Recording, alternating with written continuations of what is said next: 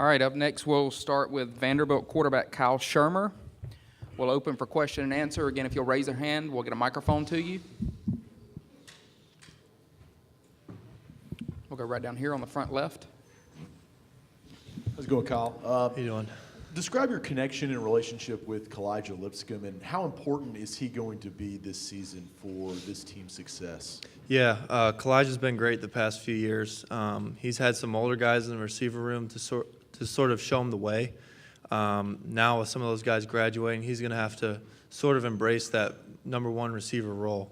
And I think he's been great. Great person. Love being with him. And it's been awesome playing with Kalijah. We're over here on the second row, right on the aisle. Yeah. Who are some of those other young receivers that you're looking forward to getting more opportunities outside of Jared and Kalijah? Yeah, Chris Pierce is one of them. He played last year as a true freshman, limited role, but he's going to, he had a great offseason. He's going to be awesome. Trey Ellis is a fifth-year senior, and he's got a lot of experience, and he's going to be great for us as well.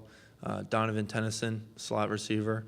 It's been great speed, and he's going to be awesome for us.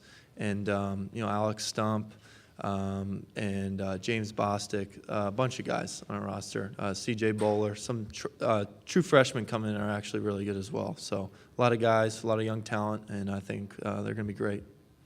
We'll go standing over here on the right side. When you came into the SEC, it seemed like it was in a little bit of a lull at the quarterback position. Just what's it been like to now be a part of this class, and just how have you seen the position develop during your time at Vanderbilt? I try not to focus on that too much. My dad had told me coming in to Vanderbilt, when you're competing for a spot, try to worry about yourself, making yourself better as opposed to comparing yourself to other people, because you're going to drive yourself crazy. So I try not to compare myself, even though there's a bunch of great quarterbacks in this conference. I try not to focus on that and try to be internally motivated to help, Vanderbilt win games. We'll go to the camera position on the front row in the middle. All of the experience that you've had during your time, how much does that help going into this season? Experience is so valuable, and I think you grow through experience, being on the field, learning by trial and error. And I think it's helped me and a lot of the guys on our offense grow throughout the past few years. Go to the front row over here on the left side. One of the things that you guys seemed to struggle with last year was consistency, and it's kind of an abstract concept. It's not like strength or speed, something you can work on. What have you done to address that? Yeah, we talk about winning days, especially in the off season. So putting good work on top of good work to sort of make success a habitual thing as opposed to, here and there thing. Talk about winning every rep, taking things one step at a time. We talk about being 1-0 every week, and that just comes from taking things one step at a time, putting your full focus on the now, like the then and now. So I think just trying to create habitual success and winning days. We'll go over here to the right side, back row. Kyle, I know you went to the Manning camp this year, and I'd like for you to talk a little bit about that, and also just fill us in on what kind of things you've been doing since spring practice ended to kind of build your skills. Yeah, well, first, the Manning camp was a tremendous experience. I got to be around the Mannings, Peyton, Archie, and Eli Manning, and Cooper Manning, funny guy as well. And not only that, but be around a bunch of college quarterbacks, a lot of the SEC guys that are here. And you got to pick each other's brain a little bit and learn a little bit here and there. And it was a tremendous experience. What was your second question again? Yeah, one of our focuses this year was, or one of my focuses was building chemistry with some of the younger receivers because we had a few guys graduate. So trying to be in the film room, trying to throw a little bit extra after practice, and trying to build chemistry with some of the newer guys while also building chemistry with the older guys that have had experience here. Go to the camera platform on the far right in the back. Hey, Kyle. I want to take you back to last season. You guys start off really well, knocking on the top 25, and then that Alabama game happened. What did that game kind of show you guys, how far you still had to go, and did that kind of affect the rest of your season? Yeah, it helped us learn that we need to be able to handle success and adversity better. After going 3-0, we were riding high. We thought we were, it was our year. And then that Alabama game sort of humbled us. What we need to do a better job of is not turning one loss into two into three.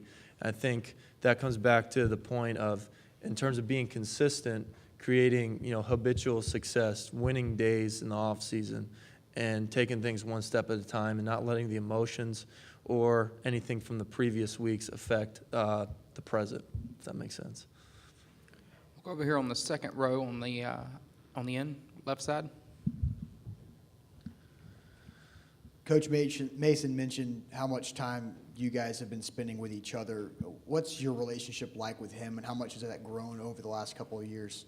Yeah, Coach Mason has been awesome. I've been very fortunate to have one head coach the whole time I've been at Vanderbilt, and with Coach Tarver coming in as a defensive coordinator, Coach Mason has been able to spend a little more time with the offense. So we've watched some film together, and I've gotten to see the perspective of a defensive mind, showing how, or analyzing how defenses think, as opposed to just an offensive perspective. So it's been great. Down here to the front row on the left side. To piggyback off that, Coach Mason said that he spent more time with you this offseason than probably the rest of his time at Vanderbilt. Mm-hmm. What have you guys specifically been working on, and what has that experience been like? Like I said, he has talked about the perspective of a defense, how they're trying to defend in certain coverages and fronts, and so that builds my understanding of defenses a little bit more. And I think that's been very beneficial for me, and it's been great, again, to learn from Coach Mason. Go over here to the right side, back row. Ralph Webb has taken a lot of the heat off of you the last 3 years, and Mhm. he's gone now, of course. And Coach Mason mentioned 3 or 4 names that are competing for that top running back spot. How do you see that competition stacking out? And from just what you've seen in practice, who would you give the lead dog nod to? Yeah, we have a lot of experience from a few guys. Kari Blasingame is going to be a fifth-year senior. Keyshawn Vaughn played 2 years at Illinois. Josh Crawford has played a few years, and Jamari Wakefield has played a few years as well. And they're all trying to make each other better. They're competing hard, and it's only going to make them better, whoever's out there on the field. Ralph was obviously great, but I think we have a lot of guys on our roster now that are really going to step up.